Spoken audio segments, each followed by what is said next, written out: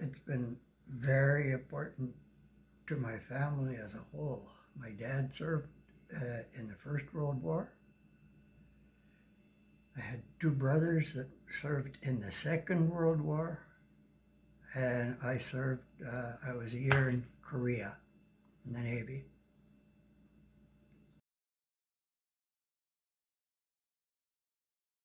I can remember when I was a wee fellow in the Second World War. I was born and raised in Minnedosa, and close to the tracks, and there used to be troop trains go through Minnedosa periodically, and they had to stop there and take on water and coal. And there was the troop train, there was about 10 guys yelling at me, waving at me, "Hey, would you go to the store and buy me a pop? Buy it and some gum or chocolate bar." But by the time I got back, the troop train had left. And that was pretty devastating to me that these guys went through, they trusted me, and I didn't get back in time. And I often think of how many of them didn't get back here. It really gets me. And just people being displaced, and the chaos and the damage and the sadness that it's crazy. I can't voice my opinion strong enough against them. Negotiations is far better than weapons.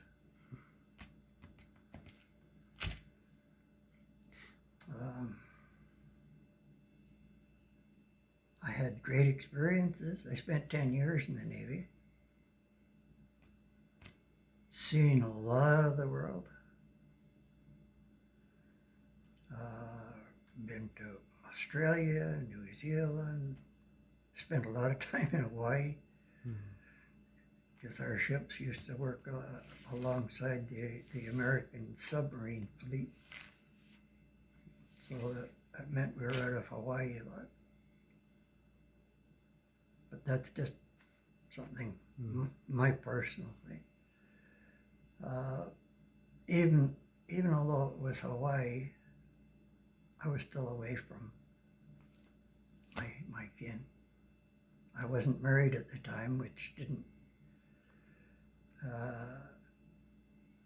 it would have bothered me a lot more if I'd have been married.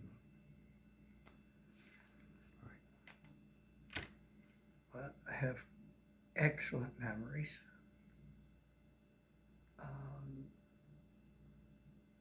Korea,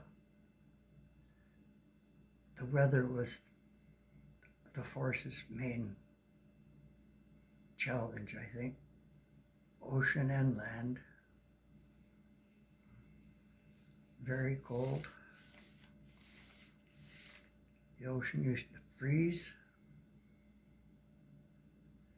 And I can remember being,